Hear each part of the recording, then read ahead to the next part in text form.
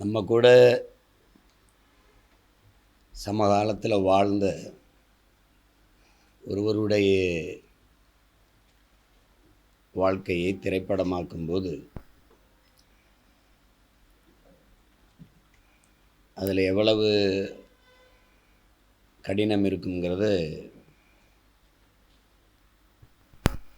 எல்லாருக்கும் தெரியும். ஆனால் என் தம்பிக்கு அது ஒரு பயிற்சி இருக்குது. இதுக்கு முன்னாடி எங்களுடைய ஐயா வீரப்பனார் அவர்களை பற்றி ஒரு நெடுந்தொடராக சந்தனக்காடுன்னு எடுத்தார். அதுவே அதை எடுக்கும்போது எப்படி கொண்டு வருவார்னு எல்லாருக்கும் ஒரு எதிர்பார்ப்பு இருந்தது, ஒரு பயமும் இருந்தது. ஒவ்வொரு பகுதியும் அது நெடுந்தொடர் மக்கள் தொலைக்காட்சியில் ஒவ்வொரு பகுதியாக வரும்போதும் மிக நிறைவாக எதிர்பார்ப்போடு அதை படைச்சிருந்தார். அதில் படைத்த படைப்பாளி என் தம்பி கௌதமம், இதே என் தம்பி பாலமுரளி, இதெல்லாம் ஐயாவை நடித்த தம்பி ராஜா எல்லோரும் இருக்காங்க. கடல் தாண்டி பல்வேறு நாடுகளில் அது பார்க்கப்பட்டு பாராட்டப்பட்டது. எல்லாத்துக்கும் மேலே எங்கள் உயிர் தலைவன் மேதகவி பிரபாகரன் அவர்கள் அதை பற்றி பேசிக்கொண்டிருக்கும்போது, நேரம் கிடைக்கும்போது நான் அதை பார்க்குறேன். ரொம்ப சிறப்பாக வந்திருக்குன்னா இப்போ நான் தம்பியை பற்றி குறிப்பிட்டு பேசுகிறேன். அப்புறம் அதை முழுக்க பார்க்கணுன்னு ஆர்வமாக இருக்கணுன்னா இப்போ நான் இங்கேருந்து வந்து வாங்கி அதை அனுப்பி வச்சேன். போர் சூழல், நேரம் கிடைக்கும்போது முடிஞ்சால் பார்க்குறேன் அப்படின்ற மாதிரி அவருக்கு இருந்த ஆர்வம் அதில். அதே மாதிரி இதுவும் ஒரு நம்மளோடு வாழ்ந்த ஒரு மகத்தான மனிதனுடைய வாழ்க்கை. எங்கள் அண்ணன் காடுவெட்டி குரு. எங்கள் அண்ணங்கிறதுல எங்களுக்கு ஒரு பெருமை. அது எல்லாரோடவும் மிக நெருக்கமாக அன்பாக பழகக்கூடியவர். அதில் என்னோடும் அதே அன்போடும் பாசத்தோடும் பழகியவர். பாட்டாளி மக்கள் கட்சியில் எங்கள் ஐயாவுடைய பாசத்திற்குரிய, அன்பிற்குரிய, நம்பிக்கைக்குரிய ஒரு தளபதியாக இருந்தும் கூட எங்களைப் போல சின்ன தம்பிகளிடத்தில் ரொம்ப அன்பு காட்டக்கூடியவர். அடிப்படையில் அவருக்கு தமிழ் மீது, தமிழ் பேரினத்தின் மீது பெரும் பற்று. அண்ணன் செல்வமணி அவர்கள் குறிப்பிட்ட போது காடுவெட்டி குரு அப்படின்னாலே ஒரு வன்னியர் சங்கத்தின் தலைவர், அவர் ஏதோ சாதியவாதி அப்படி தான் பார்ப்பாங்க. அதை கடந்து அவருக்குள்ளே இருக்கிற மானுடம், அவருக்குள்ளே இருக்கிற ஈரம் அசாத்தியமானது. தமிழ் பாதுகாப்பு இயக்கம் தொடங்கும்போது அதன் தலைவராக எங்கள் அண்ணன் திருமாவளவன் அவர்களை வைத்து, தம்பி இருக்கட்டும், நம்ம எல்லாம் இருந்து தமிழ் பாதுகாப்பு இயக்கத்தில் வேலை செய்யணும்னு செய்ததான் எங்கள் ஐயா மருத்துவர் அவர்களும் எங்கள் அண்ணன் காடுவெட்டி குரு அவர்களும்.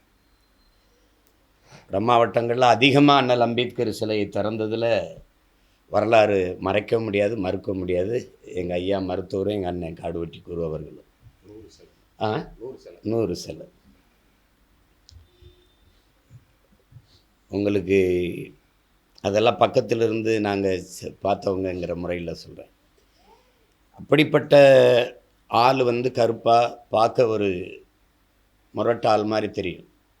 மிக மெல்லிய, மிக ஈரமான மனதுள்ளவர். அதை என் தம்பி ஒரே உரையாடலில் சொல்லிட்டான். வீரமாக இருக்கிறது மட்டும் படையாச்சி இல்லைடா, அறமாக இருக்கிறவனும் ஈரமாக இருக்கிறவனும் படையாச்சின்ட்டு ஒரே உரையாடலை தம்பி சமுத்திரக்கனி சொல்கிற மாதிரி எடுத்துகிட்டு அரசியலை துண்டிச்சிட்டு, அவருடைய அரசியலை துண்டிச்சிட்டு தனி மனிதனாக குரு என்கிற ஒரு மனிதன், அவர் இந்த மண்ணின் மக்களினுடைய சமத்துவத்திற்கு, சாதிய ஏற்றத்தாழ்வுகளை கடந்து தமிழ் சமூகம் ஓர்மைப்படணும்னு நின்னதற்கு சான்று இந்த படம். அவர் எப்படி நின்னார், மண்ணின் நிலத்தை, வளத்தை வெளி முதலாளிகள் சுரண்டி கொழுக்க அனுமதிக்காமல் எப்படி போராடினாருங்கிறதுக்கு இந்த படமே ஒரு சான்று. அது அவரை முழுக்க சொல்லிட்டாருன்னு சொல்ல முடியாது. அது அவருடைய வாழ்க்கையில் ஒரு துளியை மிக நேர்த்தியாக ஒரு எங்கள் அண்ணன் செல்லுமணி சொல்லும்போது ஆவணப்படுத்தும் போது அது ஒரு இது ஆவணப்படம் மாதிரி டாக்குமெண்ட்ரி மாதிரி வந்துடக்கூடாது. ஆனால் அதில் திரைக்கதையில் சுவைப்படுத்தி கதையை சொல்ல ஆரம்பித்த விதம், ஒரு காவலரை வச்சு மெதுவாக பின்னாடி நிகழ்வை முன் நிகழ்வாக போட்டு அதை ஒரு காவலர் வந்து தலைமை காவலர்கிட்ட ஒரு உயர் அதிகாரிகிட்ட சொல்கிறது போல் திரைக்கதை அமைச்சு போனது என் தம்பி கௌதமனுடைய நேர்த்தி, அவனுடைய திறமைக்கு ஒரு சான்று. அந்த திரைக்கதையை நேர்த்தியாக அதுக்குள்ள ஒரு காதல், அதுக்குள்ள பாசம், அதுக்குள்ள வீரம், அதுக்குள்ள நயவஞ்சகமாக சூழ்ச்சியாக பழிவாங்கப்பட்டதற்கான பழிவாங்கல், அதையெல்லாம் மிக நேர்த்தியாக செஞ்சிருந்தார். சொல்ல வந்ததை அவருடைய மனத்தின் ஓட்டத்தை திரையில் வடித்தது, காட்சிப்படுத்தியதோட மொழிபெயர்த்ததில் என்னுடைய தம்பி பாலமுரளிவர்மனுக்கு பெரிய பங்கு இருக்குது. அதில் சந்தனக்காட்டிலையும் அவன் திறமையை பதிவு பண்ணியிருந்தான். இதுலேயும் உரையாடல் வந்து அசாத்தியமானது. ஒவ்வொரு வார்த்தையும் வந்து ஒரு தத்துவ முழக்கம் மாதிரி பதிவு பண்ணியிருக்காப்புல. இதில் கடைசியாக என் தம்பி சொல்கிறதான், தமிழன் நாங்கள் ஆதியில் எங்களை பர்மாவில் அடித்தாங்க, அப்புறம் மும்பையில் அடித்தாங்க, எல்லா இடங்களையும் நாங்கள் அடி வாங்கி அகதியாக ஓடி வந்தோம். ஆனால் ஒரு இடத்துல தான் நாங்கள் திருப்பி அடித்தோம், அது தமிழீழ மண்ணில் தான். அதை தான் என் தம்பி சொல்கிறான், நாங்கள் எங்களுக்கு அடி வாங்கி குனிஞ்சவன் இல்லைடா, திருப்பி அடித்தது சந்தனக்காடு, அப்புறம் முந்திரி காடு, பிறகு வன்னிக்காடு அப்படின்னு. அறம் தோற்கும்போது மரம் பிறக்கும். அப்படித்தான் நாங்கள் அறத்தின் வழி நின்று வாழ்ந்த மறவர்கள். அது வீழ்த்தப்படும் போது எங்களுக்கு வழி இல்லை, அப்புறம் மரத்தை எடுத்து வீரத்தோடு போராட வேண்டியது வந்தது. அந்த பரம்பரையில் வந்தவர்கள்ங்கிறத எங்கள் மரபணுவிலே அந்த குணம் ஊறி இருக்குங்கிறத சொல்கிறோம். அதில் இந்த படத்தை பார்க்கும்போது எங்கள் அண்ணன் காடுவெட்டி குரு எப்படிப்பட்ட மாண்புமிக்க ஒரு மனிதர் அப்படிங்கிறது எல்லாருக்கும் தெரிய வரும். சாதியை கடந்து எப்படி மற்ற எல்லா சமூகங்களையும் நேசித்த ஒரு பேரன்புக்காரர், தமிழ் சமூகம் ஒன்றுபட்டு இந்த மண்ணிலே தலை நிமிர்ந்து வாழ வேண்டும் என்பது எவ்வளவு அவருடைய பெருவிருப்பம், அதையெல்லாம் இந்த படம் அந்த 2.25 மணி நேரத்துக்குள்ளே மிக அழகாக பதிவு பண்ணியிருக்கு. என் தம்பிக்கு நான் பாராட்டுவது, அவருடைய அரசியல் வாழ்க்கையை துண்டிச்சிட்டு தனிப்பட்ட பதிவே அவரை மட்டுமே கொண்டு போனதுங்கிறது ரொம்ப திறமையான ஒரு பதிவு. அதுக்குள்ளே ஒரு மனிதனுடைய வாழ்க்கைக்குள்ளே எல்லாத்தையும் சுருக்கி ஒரு 2.5 மணி நேரம் 2.25 மணி நேரத்துக்குள்ளே கொண்டு வர முடியுங்கிறது திரைக்கதைக்கு சவாலானது. அதை என் தம்பி கௌதம் ரொம்ப சிறப்பாக செஞ்சிருக்காரு. இந்த இளம் வயதில் அண்ணன் குருவாக வந்த என்னுடைய மகன் தமிழ் கௌதமன் வந்து சிறப்பாக செஞ்சுருக்கான். அவன் அதுக்கு மெனக்கெட்டிருக்கான், அதுக்கான பயிற்சிகளை எடுத்து அவன் திறம்பட நடிச்சிருக்காப்புல. எங்கள் அண்ணன் செல்லுமணி பக்கத்தில் உட்காந்து அவனே படம் முழுக்க நடிச்சிருக்கலாம்னு நல்லா இருந்திருக்கும் போல இருக்க சிறாப்புல. உன் தம்பியை விட உன் தம்பி பையன் அது பின்னிருக்கானப்பா அப்படின்னு. ஏன்னா அவன் கொஞ்ச நேரம் வந்தாலும் அது அந்த கதையின் இதயமான பகுதியினால் அது ஈர்ப்பு அதிகமாகிடுச்சு. அவர் சொல்லும் போக போக திரைக்கதை ஓட்டத்தில் என் தம்பி எடுக்கும்போதே சொன்னதான் கடைசி போக போக போக போக கதைக்குள்ளே ஒன்றி கௌதம் நடிக்கிறாங்கிறத விட்டுட்டு எங்கள் அண்ணன் குருவையே நேரில் பார்க்குற மாதிரி எங்களுக்கெல்லாம் ஒரு ஈர்ப்பு வந்துட்டுது. அதில் கடைசி காட்சியில் போக போக இதே அப்போலோ மருத்துவமனையில் நான் எங்கள் அண்ணனை போய் பார்க்க போனதெல்லாம் அந்த நினைவுக்கு வந்து நான் அந்த இடத்துல ரொம்ப நெகிழ்ந்து ஒரு மாதிரி ஆயிட்டேன். நான் மருத்துவமனையில் நான் உட்கார்ந்துருந்தது அந்த இதெல்லாம் ஓட ஆரம்பிச்சிடுச்சு. எங்கள் அண்ணனுக்கு இந்த நுரையீரல் தொற்று இதில் அவர் நினச்சிருந்தா 1 கோடியெல்லாம் பிச்சைக்கார காசு அறுவை சிகிச்சை பண்ணியிருக்கலாம். அவருக்காக கொட்டி கொடுக்க உலகம் முழுமைக்கும் தமிழர்கள் இருந்தாங்க. அவன் உண்மையிலே மாவீரன். ஏன்னா அன்னைக்கு இருந்த அடக்குமுறையில் இன்னொரு மாவீரன் எங்கள் தலைவருக்கு ஆயுதங்களை கடத்தி அனுப்பி அதனால் என்ன வந்தாலும் சந்திக்கலாம்னு இருந்த ஒரு வீரன். அதனால் சும்மா பேர் மாவீரன்னு மக்கள் சொல்லலை, மக்களுக்காக நின்ன வீரன்கிறதுனால உண்மையிலே மாவீரன் அவர். அவரை பற்றிய பதிவு வரும்போது எல்லாருமே நினைப்பாங்க, பொது சமூகமே என்ன நினைக்கும்னா குரு வன்னியர் சங்க தலைவர் தானே அப்படின்ட்டு. அவர் அதை தாண்டிய ஒரு மானுட பற்றாளர். வள்ளலார் மண் இல்லை அது உலகம் கடந்து வென்று பெருநிலப்பரப்பை ஆட்சி செய்த பெருமன்னனினுடைய வாரிசுகள் நாங்கள். எந்த நிலத்தையும் நாங்கள் அடிமைப்படுத்தி ஆண்டோங்கிறது எங்கள் வரலாற்றில் செய்தி இல்லை. அந்த நிலத்தை அவங்களே ஆள வச்சு கப்பங்கொட்ட சொல்லிட்டு வந்தது தான் எங்கள் பரம்பரை. ஆனால் எங்களை வென்று ஆண்டவர்கள் தான் தன் மக்களை குடியேற்றி கொடியும் ஏற்றி எங்களை அடிமைப்படுத்தி ஆண்டார்கள். தமிழரின் மரபு எந்த நிலத்தையும் எந்த இனத்தையும் நாங்கள் அடிமைப்படுத்தி ஆண்டது வரலாற்றிலே பதிவு இருக்காது. இது காரணம் அறம் சார்ந்து வாழ்ந்து நின்ற கூட்டம்ங்கிறது தான். அதை மிக நேர்த்தியாக பதிவு பண்ணியிருந்தார். அதில் என் தம்பி இறுதியாக சொன்ன உரையாடல் தான் மிக நெகிழ்ச்சியானது. ஒரு நாள் வருவாண்டா ஒருத்தன் இந்த தமிழ் சமூகத்தை ஓர்மைப்படுத்தி, அதை தான் என் தம்பி முத்துக்குமாரன் மரணிக்கும் போது சொல்லி போனான். அதே தான் எங்கள் அண்ணனுடைய இறுதி மூச்சும் அதுதான். இப்போ அது இன்றைக்கி தனிப்பட்ட முறையில் ஒரு மகனாக எங்கள் அண்ணன் குரு இருந்தால் இப்போ பாட்டாளி மக்கள் கட்சிக்குள்ளே இருக்கிற இந்த பிணக்குகள்லாம் சத்தியமாக இருந்திருக்காது. அதெல்லாம் நினைக்கும்போது வலியாக தான் இருக்குது. என் தம்பி கௌதம் எடுக்கும்போதே சொன்னால் அது ரொம்ப நல்லா வந்திருக்குது அப்படின்ட்டு. சரி நீ செஞ்சிரு அப்படின்னு. அவன் சிரமப்பட்டது எனக்கு தான் தெரியும். நான் 3 ஆண்டுகள் இருக்குமா 3 ஆண்டுகளாக சின்ன சின்ன முதலாளிகளை கொஞ்சம் கொஞ்சமாக குருவி சேர்த்த மாதிரி பணம் சேர்த்து அதை வச்சு எடுத்து இன்றைக்கி கொண்டாந்து திரைக்கு நாளைக்கு வரப்போகுதுன்னு நினைக்கும்போது ஒரு ஒரு ஒரு மகிழ்ச்சி இருக்குது. அது இது உறுதியாக இந்த படம் இல்லையும் ஒரு சில பகுதி படமோ ஒரு தொகுதி படமோ இல்லை. இது வந்து மறுமலர்ச்சின்னு என் தம்பி ஒரு படம் இருந்தான் அம்மா அந்த பாரதி, அது ராசுப்படையாச்சி வச்சு நான் அது ரொம்ப நெகிழ்ச்சியாக உணர்ந்தேன். அதை விடவும் இந்த படம் வந்து நிகழ்ச்சி. எங்கள் அண்ணன் குருவை தமிழ் சமூகத்தின் இளைஞர்கள் தெரிந்து கொள்வதற்கு வாய்ப்பு. இந்த மனிதனைப் போல நாமும் வாழணும், மக்களை மண்ணை நேசித்து அப்படின்னு இன்னொரு தலைமுறைக்கு கற்றுக் கொடுக்குற ஒரு படிப்பினையாக ஒரு பாடமாக இது அமையுங்கிறதுல யாருக்கும் மாற்று கருத்து இருக்க முடியாது. என்னுடைய மைத்துனர் தங்கர்பச்சான் அவர்களோட படத்தை பார்த்துட்டு ஒரு பதிவு போட்டிருந்தார். அதை இரவில் என் தம்பி அனுப்பியிருந்தான். அவன் சாதாரணமாக எந்த படத்தையும் பாராட்ட மாட்டான். அவனுக்கு பென்கரே சுமாரான படம் தான். பிரேவ் ஹார்ட் கூட என்ன எடுத்திருக்காம்போ இதெல்லாம் ஒரு படம்ங்கிற அப்படி தான் சொல்லுவான். அவன் ஒரு படத்தை பார்த்துட்டு கடிதம் எழுதியிருக்கிறான்னா உண்மையிலே அவன் திருந்திட்டான் தான் இருக்கும். ரொம்ப நெகிழ்ச்சியாக இருந்தது. அது எவ்வளோ பாராட்டினாலும் தகும். நான் நடுவால் நின்றுங்கிட்டு என் தம்பிங்கிட்ட என் மகனை 2 தம்பிகளையும் பாராட்டிகிட்டே இருக்கிறது ஒரு ஏதோ சொல்கிறாருன்னு நினைக்கலாம். ஆனால் படம் பார்க்கும்போது நாங்கள் சொன்ன அத்தனையும் சத்திய வார்த்தைகள்னு உங்களுக்கு தெரிய வரும்.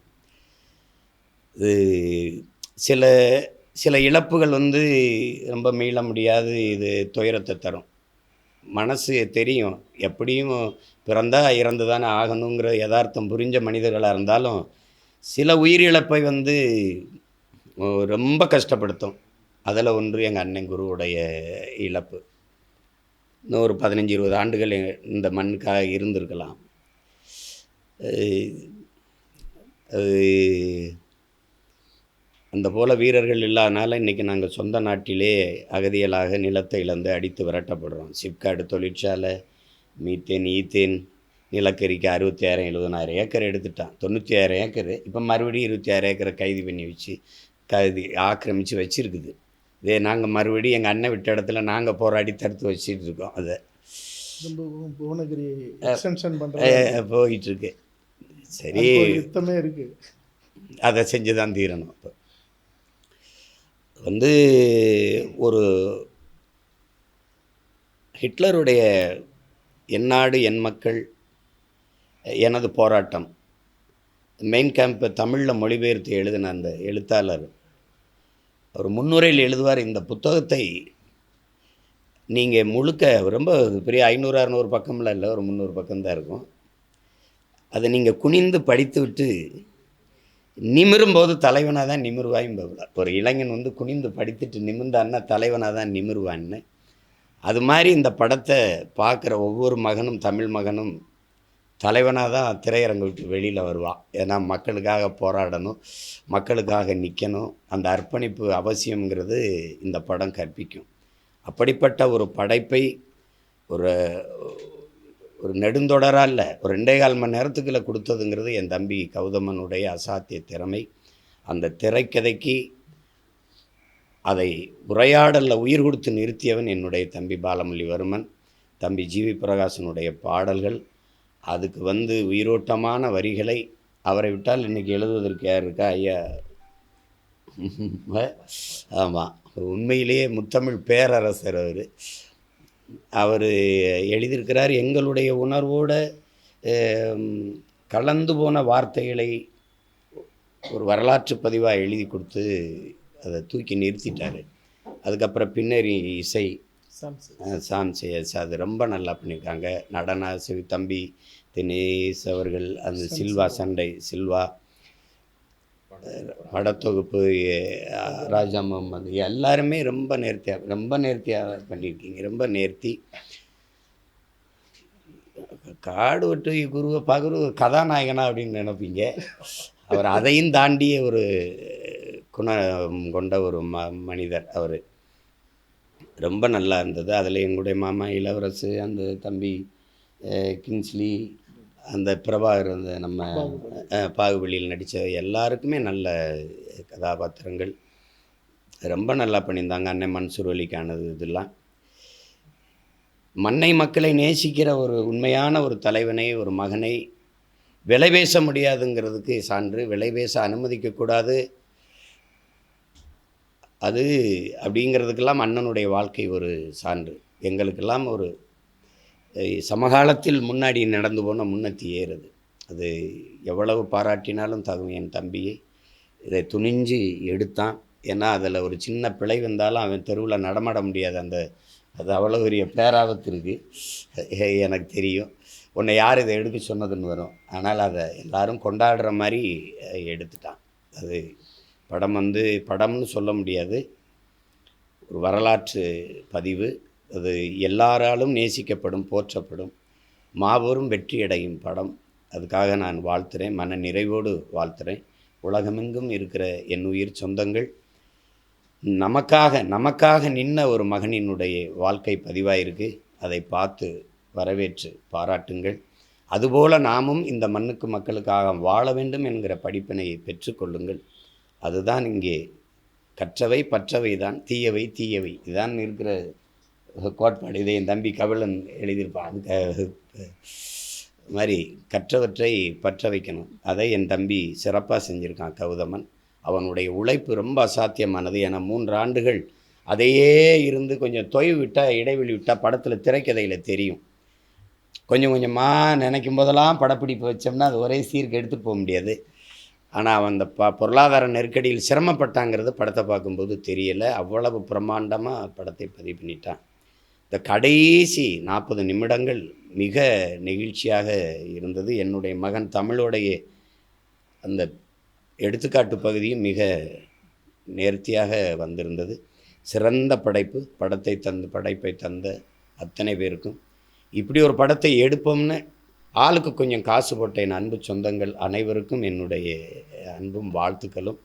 மறுபடி பாட்டு வெளியீட்டு விழாவில் சந்தித்தோம், முன்னோட்டு விழாவில் சந்தித்தோம். இன்றைக்கி படத்தை பார்த்துட்டு பேசி சந்திக்கிறோம். வெற்றி விழாவில் சந்திப்போம். வாழ்த்துக்கள். ஒரு மிகப்பெரிய வரலாற்று பதிவை பார்த்துட்டு வந்திருக்கோம் வெளியே. படையாண்ட மாவீரா, மருத்துவர் ஐயா உருவாக்கிய சமரசம் இல்லாத ஒரு போராளியோட வாழ்க்கை பதிவு இது வரைக்கும் இணையதளத்தில் இல்லை நீங்கள் மற்றவங்ககிட்ட பேசுகிறப்போ கூட மாவீரன் ஜெயகுரு அப்படின்னா உங்களுக்கு என்ன சொல்லி கொடுத்துருப்பாங்க அப்படின்னு அந்த எண்ணத்தையே முழுசாக மாற்றக்கூடிய ஒரு படைப்பை அண்ணன் கௌதமன் அண்ணன் படைச்சிருக்காங்க. நீங்கள் ஈஸியாக அவரை பற்றி சொல்லிட்டு போயிடுவீங்க, ஒரு ஜாதிக்கான தலைவர், ஒரு ஜாதி பிரச்சனை மட்டும்தான் பேசுவாருன்னு. அது அரியலூர் மாவட்டத்தில் போய் அங்கே அந்த வார்த்தையை நீங்கள் சொல்ல முடியாது. ஏன்னா அந்த மாவட்டத்தில் இருக்கவங்க எல்லாருக்கும் அவரை பற்றி தெரியும். வன்னியர் சங்கத்தில் உறுப்பினராக இருக்கிறவங்க அவரை பற்றி தெரியும். அதை தாண்டி அவரை பற்றின ஒரு பெரிய பிம்பம் மறைக்கப்பட்டிருந்தது. அது இன்றைக்கி உடஞ்சிருக்கு. படையாண்ட மாவீரா அப்படின்ற ஒரு மிகப்பெரிய பதிவு. அவர் மொத்த தமிழ் சமூகத்துக்கும், அரியலூரில் வாழ்ந்த அந்த மக்களுக்கும் எந்த சமரசமும் இல்லாமல் ஒரு சட்டமன்ற உறுப்பினராக 2 தடவை தேர்ந்தெடுக்கப்பட்டாலும் கடைசியில் அவர் மறையிறப்ப எப்படி மறைஞ்சார், எந்த நிலையில் மறைஞ்சார் அப்படின்றதெல்லாம் ஒரு இன்றைக்கி இருக்க தலைமுறைக்கும் அவர் கூட அவரோட சமகால தலைமுறைக்குமே பல பேருக்கு தெரியாததை மிகப்பெரிய பதிவு பண்ணிட்டாங்க அண்ணன். அது சாதாரண ஒரு பதிவாக இல்லை. எங்கள் சமீப காலத்தில் நான் பார்த்த பயோபிக் நிறைய இருக்குது. அதில் இது ரொம்ப முக்கியமான ஒரு பதிவு. ஏன்னா அவர் வந்து அவருக்காக ஒரு நாள் கூட யோசிக்காத ஒரு மிகப்பெரிய போராளி. இந்த மண்ணுக்காக யோசித்த ஒரு போராளி. எத்தனையோ பிரச்சனைகளை சந்தித்து 2 முறை தேசிய பாதுகாப்பு சட்டம் வாங்கி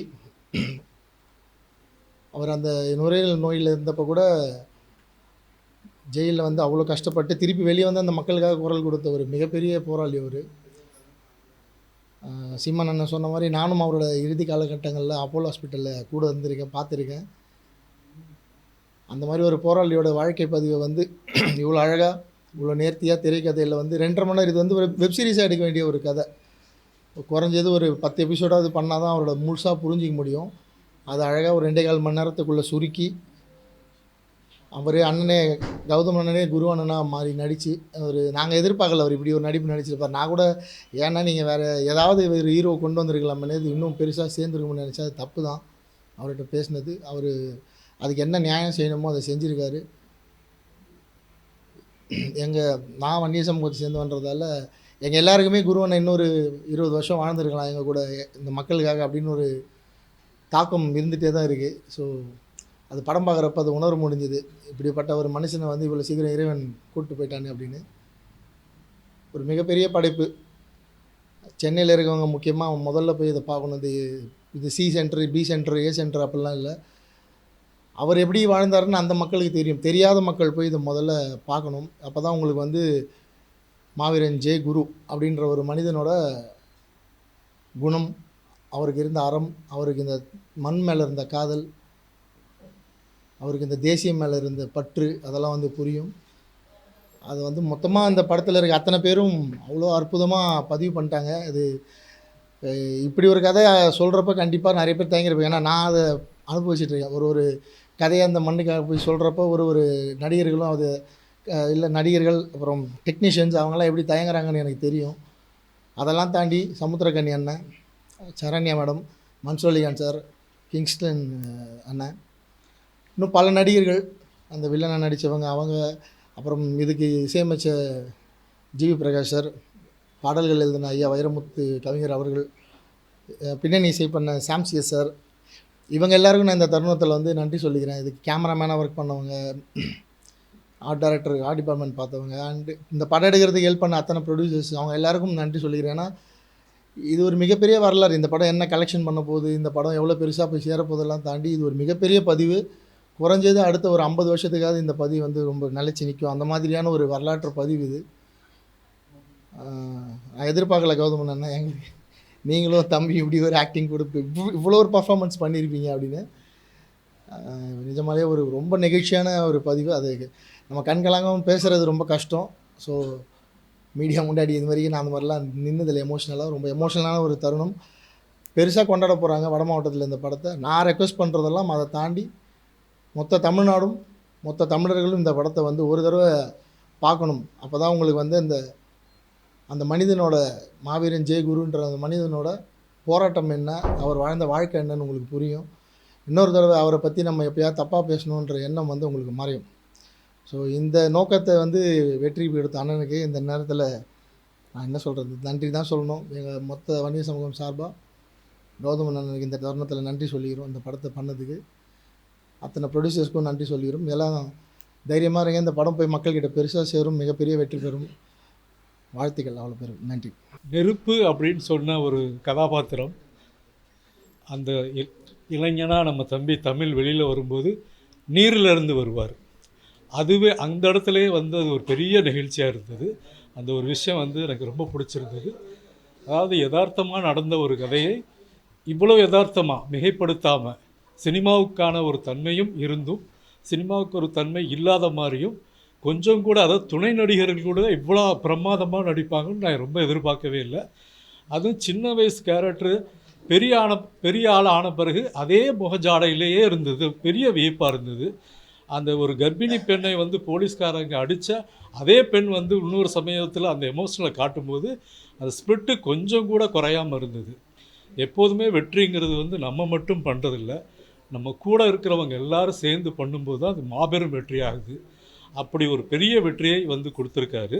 இது வந்து ரொம்ப நாள் கழித்து நரம்பெல்லாம் துடிக்கிற ஒரு ஃபீலிங்கை நமக்கு கொடுத்துட்டார்.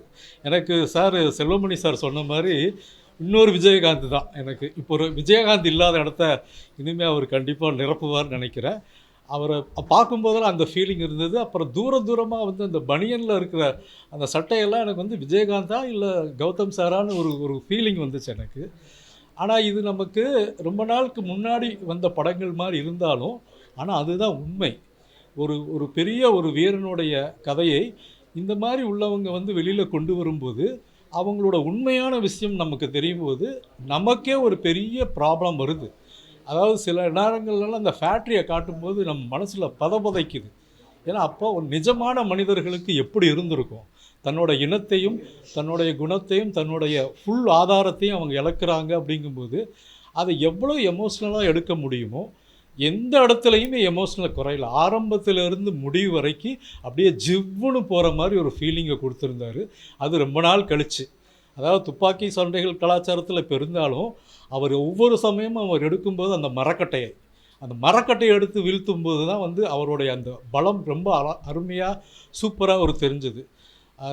இந்த நேரத்தில் வந்து நான் வெளியில் வரும்போது கூட அவர் அந்த ஒரு ஃபீலிங்கில் தான் பார்த்தேன். தம்பி தமிழை கூட அப்படி தான் பார்த்தேன். ஒரு எமோஷ்னலோடு தான் அவங்கள என்னால் இப்போ பார்க்க முடியுது. வீட்டுக்கு போய் தான் அந்த எமோஷனல் எனக்கு முடியும்னு நினைக்கிறேன். நன்றி, வாழ்த்துக்கள். இது ஒரு குறிப்பிட்ட மாவட்டத்து மக்கள் தான் அந்த படத்தை பார்ப்பாங்க. ஒரு குறிப்பிட்ட சமூகத்துக்கானது, ஒரு குறிப்பிட்ட ஜாதிக்கானது தான் இந்த படம் அப்படின்னு பொதுவாக ஒரு கருத்துக்கள் இருக்குது. நான் வந்து எல்லா தரப்பு நண்பர்கள்ட்டையும் பழகிட்டுருக்கேன். தலித்திய சிந்தனை உள்ளவங்கள்ட்டையும் பழகிட்டுருக்கேன். ஆர்எஸ்எஸ் சிந்தனை உள்ளவங்கள்ட்டையும் பழகிட்டுருக்கேன். ஏன்னா எல்லார்ட்டையும் இருக்கிற அவங்களுக்குள்ளே இருக்கிற அந்த உள்ளார்ந்த உள்ள ஒரு மனிதன் இருப்பான்ல, அந்த மனிதனோட நான் நெருங்கி பழகுவேன். அதனால் வந்து சில பேர் என்னை வந்து இவன் வந்து ஜால்ரா அப்படின்லாம் சொல்லுவாங்க. அதையும் தாண்டி நான் வந்து எல்லாரையும் மனிதனாக தான் பார்க்குறேன். அந்த வகையில் வந்து இந்த நிச்சயமாக வந்து வா கௌதமன் அப்படி ஒரு ஜாதி படம் எடுத்திருக்க மாட்டார் அப்படின்னு எனக்கு உறுதியாக தெரியும். ஒரு குறிப்பிட்ட ஜாதியை உயர்த்தி குறிப்பிட்ட ஜாதியை மட்டப்படுத்தி அப்படி எடுத்திருக்க மாட்டார் அப்படின்னு தெரியும். இருந்தாலும் இந்த படம் வந்து சாதாரணமாக வெளிவரல. இது வந்து வயிற்றில் வந்து கொடி சுற்றிக்கிட்டால் எப்படி ஒரு குழந்தை வெளியில் வர்றதுக்கு எவ்வளோ பெரிய போராட்டம் இருக்குமோ, அது மாதிரி இந்த படம் வெளியில் வர்றதுக்கு பல கட்ட போராட்டங்களை சந்தித்து இந்த திரைப்படம் வெளில வந்திருக்கு. அரசாங்கம் வந்து இந்த படம் சம்மந்தப்பட்ட அந்த கூறுகள் எல்லாம் வந்து உண்மையிலே நடந்திருக்கா அப்படின்னு மிக தீவிரமான ஆராய்ச்சி செய்து அந்த ஆவணங்கள்லாம் பரிசீலனை பண்ணி அரசாங்கம் வந்து இது சம்மந்தப்பட்ட ஆவணங்கள் அன்னைக்கு வந்து அந்த பேப்பர்ஸ், அந்த நாளிதழ்கள் இது எல்லாத்தையும் உறுதிப்படுத்தி அதிகாரிகள் எல்லாம் உறுதிப்படுத்தி அதற்காக ஒவ்வொரு கட்டமாக தாண்டி தான் இந்த திரைப்படம் வந்து இன்றைக்கி வந்து மக்களுடைய பார்வைக்கு வந்திருக்கு. இந்த திரைப்படம் வந்து ஏதோ ஒரு ஒரு ஒரு சமூகம், ஒரு ஜாதி அப்படின்னு நினச்சிட்டு இருக்கவங்க எல்லாருமே இப்போ நேற்று கூட என்னுடைய ஒரு நண்பர் வந்து அந்த படத்துக்கு மாற்று சிந்தனை உள்ள ஒரு நண்பர் வந்து வா கௌதமன் அவர்களை வந்து ரொம்ப கடுமையான வார்த்தைகளை திட்டினார். அவர் வந்து ஒரு ஜாதி படம் எடுத்திருக்கிறார் அப்படின்னு சொல்லி. ஆனால் உண்மையிலேயே வந்து இந்த படம் அப்படி இல்லை. இந்த படம் வந்து ஒரு கல்வி தான் வந்து எல்லா மக்களையும் அந்த ஜாதி ஏற்றத்தாழ்வு இல்லாமல் சமமான ஒரு இடத்துல வைக்கும் அப்படின்னு இந்த கதை நாயகன் சொல்கிற மாதிரியான ஒரு கருத்து இந்த படத்தில் இருக்குது. அந்த வகையில் வந்து இந்த படத்தை வந்து நீங்கள் ஏதோ ஒன்று நினச்சிட்டு வராமல் போயிட்டீங்கன்னா இழப்பு வந்து கௌதமனுக்கு இல்லை, உங்களுக்கு தான். ஏன்னா வந்து ஜாதி என்ற பெயரில் சொல்லப்பட்டு இன்று நடக்காத ஏதோ ஒரு விஷயத்த 20 வருடம் முன்பு நடந்த ஒரு விஷயத்த சொல்லிகிட்டு இருக்கிற இன்னைக்கு வர்ற சில ஜாதி படங்களுக்கு மத்தியில் அப்படியே ரத்தமும் சதையுமா நடந்த உண்மையை, இது எல்லாருக்குமான மனிதனா, ஒரு சமூகத்துக்கான மனிதனா இல்லாமல் ஒரு வட்டத்துக்குள்ளே ஒரு முட்டைவாசியாக ஒரு கூட்டுக்குள்ளே சிக்கும் மனிதனா இல்லாமல் எல்லாருடைய ஒட்டுமொத்த தமிழர்களுக்கு மட்டுமில்லை, இந்த மண்ணில் வாழக்கூடிய அனைவருக்குமான வேற மனிதன் இந்த மண்ணில் வாழ்ந்தாலும் கூட அந்த மனிதனுக்கான ஒரு உரிமையை போராடக்கூடிய ஒரு கதை நாயகனா வா கௌதமன் அவர்கள் இந்த படத்தில் நடிச்சிருக்காரு. அவர் அந்த குரு அவர்களுடைய அந்த கதாபாத்திரம் எப்படி உருவாக்கப்பட்டிருக்கு, அதில் எவ்வளோ உண்மை இருக்குது, அந்த குரு எந்த அளவுக்கு இந்த நாட்டுக்காகவும் மண்ணுக்காகவும் இந்த மக்களுக்காகவும் இந்த அடிப்படை உரிமைக்காகவும் போராடினார் அப்படிங்கிறத ரொம்ப உணர்வுபூர்வமாக சொல்லியிருக்காங்க. நிச்சயமாக இந்த படத்தை தமிழ்நாட்டில் உள்ள அத்தனை மாறுபட்ட கருத்து உள்ளவர்களும் இந்த படத்தை பார்த்தீங்கன்னா நிச்சயமாக வந்து குரு அவர்கள் மீதும் வா கௌதமன் அவர்கள் மீதும் நிச்சயமாக ஒரு மிகப்பெரிய மரியாதை ஏற்படும். இந்த படத்தை தவறாமல் தேட்டரில் வந்து பாருங்கள். அது மட்டும் இல்லை, இந்த படத்தோட ரிலீஸ் ஆகக்கூடிய மற்ற படங்களும் வந்து ரொம்ப நல்லா இருக்குது அப்படின்ற ரிவ்யூ வந்திருக்கு. இந்த படத்தோட சேர்ந்து ரிலீஸ் ஆகிற எல்லா படமுமே நல்லா ஓடணும். என்னுடைய வாழ்த்துக்கள். நன்றி. இது வந்து ஒரு ஜாதியை ஆதரிக்கிற படம் மாதிரி ஆகிடக்கூடாதுங்கிறது எனக்கு பயம் இருந்தது. ஆனால் படம் பார்த்த பிறகு அந்த பயம் எனக்கு சுத்தமாக போயிடுச்சு. இது ஜாதியை ஆதரிக்கிற படம் இல்லை, ஒரு தமிழ் மக்களை தமிழர்கள் அனைவரையும் ஜாதியெல்லாம் மீறி நம்ம தமிழராக ஒன்றிணைங்கிற வந்து மிகப்பெரிய நோக்கத்தோடு இந்த படம் எடுக்கப்பட்டிருக்கு. அந்த வகையில் இந்த படத்தை உருவாக்கிய அனைவருக்கும், எல்லாருமே இதில் வந்து சரண்யாவிலேருந்து, பொன்வண்ணன்லேருந்து, கௌதம்லேருந்து, அவரோட மகன்லேருந்து, மன்சூர் அலிகான் வந்து ரொம்ப நாளைக்கு அப்புறம் வந்து ஒரு மிகச்சிறந்த கேரக்டர் நடிச்சிருக்காரு. வந்து ரொம்ப வந்து இதயத்தை போய் தொடுற அளவுக்கு இருக்குது. அது மட்டும் இல்லாமல் வந்து ரெட் கிங்ஸ்லி வந்து பார்த்தாவே சிரிப்பு வர கேரக்டரு. ஆனால் அவரை வந்து ஒரு வேறு மாதிரி ஒரு கேரக்டர் கொண்டு வந்து அவரை வச்சு அழ வைக்கிற மாதிரி ஒரு காட்சி அமைச்சிருக்கிற டைரக்டர் வந்து மிக பிரமாதமான திரைப்படத்தை உருவாக்கியிருக்கார். இது மாதிரி சொல்லிகிட்டே இருக்கலாம். உண்மையாகவே இந்த திரைப்படத்தை நம்ம ஆதரிக்கலைன்னா பிற்காலத்தில் நம்ம வந்து வருத்தப்பட வேண்டியிருக்கோம். நம்ம இனம் வந்து எழுந்து நிற்க, நம்ம தமிழர் குரல் வந்து ஒழிச்சு நிற்க ஒரு திரைப்படம் உருவாகிருக்கு. இதில் அது சரியில்லை, இது சரியில்லை அப்படி மாதிரி வந்து குறைகள்லாம் சொல்லாமல் இந்த படம் நமக்கான படம், நம்மளில் சேர்ந்த ஒருத்தர் இந்த படத்தை எடுத்திருக்கா, அது நமக்கான படத்தை உருவாக்கியிருக்கான்னு தான் நம்ம வந்து சொல்லணுமே தவிர, அதில் அங்கங்கே சிறு சிறு குறைகள் இருக்கலாம். ஏன்னா வந்து கௌதமன் முதன் முறையாக வந்து ஒரு இயக்குனராக மட்டும் இல்லாமல் நடிகனாக உருவாக்கிறார். வந்து அதில் வந்து சின்ன சின்ன முதல்ல வரும்போது மெதுவாக வந்து அந்த படத்தில் வந்து ஒரு காட்சியில் தோன்றி கொஞ்சமாக வந்து அவர் வந்து ஐக்கியமாகறாரு. அப்புறம் கொஞ்ச நேரம் கழிச்சு புதுமுகங்கிற ஒரு வந்து மறைஞ்சு போய் எனக்கு சில இடங்களை பார்க்கும்போது விஜயகாந்தை காப்பி அடிக்கிறாரோ ஒரு ஃபாலோ பண்ணுற மாதிரி எனக்கு தோணுச்சு. அந்த நடை, அந்த அந்த கண், அது எல்லாமே வந்து விஜயகாந்த் சார் வந்து எனக்கு நினைவுபடுத்துச்சு. அது காப்பி அடிக்கிறான்னு சொல்ல முடியாது. அவர் ஒரு நிறமும் உடலும் அது மாதிரி இருக்கிற மாதிரி இருக்கிறதால எனக்கு வந்து அதனால் அது மாதிரி தோணு இருக்குது. அது உண்மையாகவே வந்து எல்லாருமே மிகச்சிறந்த உருவாக்கியிருக்காங்க. அது மாதிரி பாடலும் இசையும் வந்து பின்னணி வந்து ஒளிப்பதிவும் தொழில்நுட்ப துறையிலும் வந்து ரீதியாகவும் இந்த படம் மிகச்சிறந்த படம். கௌதமனுக்கு இது ஒரு சிறந்த திரைப்படம், தமிழர்களுக்கு இது ஒரு சிறந்த திரைப்படம், தமிழர்களுக்காக உருவாக்கிய ஒரு திரைப்படம் அப்படின்னு நான் சொல்லலாம். நன்றி, வாழ்த்துக்கள் கௌதம்.